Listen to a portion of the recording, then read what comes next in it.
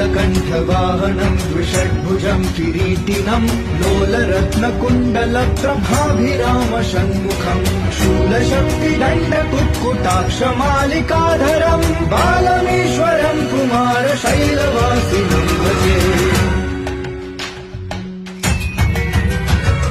वल्लिदेवयानिका समुल्लसन्तमीश्वरम् मल्लिकादिदिव्यपुष्पमालिका विराजितम् झल्लरीनिनादशङ्खवादनप्रियं सदा पल्लवारुणं कुमारशैलवासिनं भजे।